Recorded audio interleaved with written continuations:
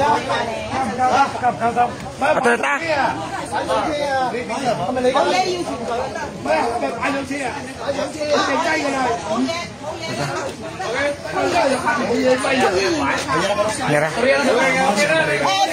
Listo dia sa tadre. Kada kasi nabot ani.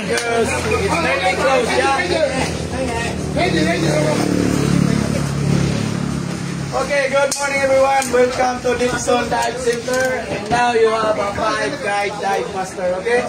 And this is the rules and regulations of the whale shark. Okay? 3 meters from the head, 5 meters from the tail. Okay? And please do not touch the whale shark. Because if you're gonna touch the whale shark, it's 2,500 in every touch. So if you touch 2 times, it costs 5,000. Whale shark are very expensive. So please do not touch the whale shark. Okay? And if you see the whale shark, don't chase it. Okay? And if the whale shark comes closer to you, all you're gonna need to do, just close your wings. Okay? Don't try to defend yourself pushing the whale shark away. Because if you accidentally touch the whale shark, it's 2,500. Okay? And please, you have gloves, no gloves, no scooter. If you have a camera, please turn off the light. Okay? Yes. And then bottom dive time, it's only 45 to 60 minutes. Not more than 60 minutes. If we do more than 60 minutes, it's another 2,500. Okay?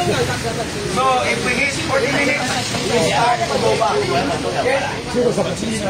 And maximum depth will be 18 meters. But usually, we stay 5 to 6 meters. Stay in that, okay? And then please avoid shoot up. There's a lot of boat, paddle boat in the area. Maybe you're gonna hit by the boat. It's not their fault, it's your fault. So avoid shoot up. Before you go up, charge a lot of bubble into your octopus so that the people on the surface will notice that there's somebody's going up. Okay? Okay. All gears are good. You have fins, mask, weights. Then check your gears before you go. Any questions? No? Let's roll. Let's go. Let's go.